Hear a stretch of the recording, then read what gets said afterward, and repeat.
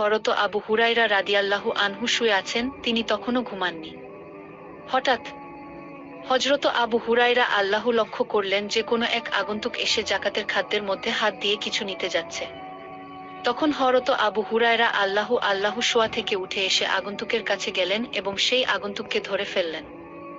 অতঃপর হযরত আবু হুরায়রা সেই আগন্তুককে বললেন, আল্লাহর কসম, আমি অবশ্যই তোমাকে বিশ্বনবী হযরত মুহাম্মদ সাল্লাল্লাহু ইসলামের কাছে নিয়ে যাব। তখন আগন্তুক বলল, আমি খুব দরিদ্র মানুষ, আমার পরিবার আছে, আমার অভাব মারাত্মক, অনুগ্রহ করে আমাকে ছেড়ে দিন। আগন্তুকের কাকুতি মিনতি শুনে হযরত আবু হুরায়রা আল্লাহু খুব দয়া হলো, তাই তিনি সেই আগন্তুককে ছেড়ে দিলেন। ছাড়া পেয়ে সে আগন্তুক সেখান থেকে চলে গেল।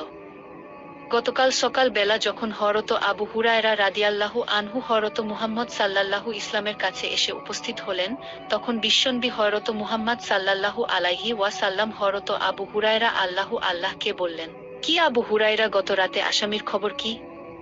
তখন হযরত আবু হুরায়রা আল্লাহু অবাক হয়ে বললেন, হে আল্লাহর রসূল সাল্লাল্লাহু আলাইহি ওয়াসাল্লাম, সে তার প্রচণ্ড অভাবের কথা আমার কাছে বলেছে, আমি তার উপর দয়া করে তাকে ছেড়ে দিয়েছি।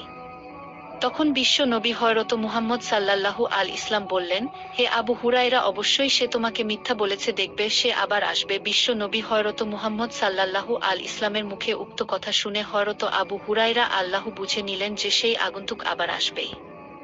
কারণ রাসূলে কারীম সাল্লাল্লাহু ইসলাম বলেছেন সে আবার আসবে, তাই আবু রাদিয়াল্লাহু আনহুর অপেক্ষায় থাকলেন।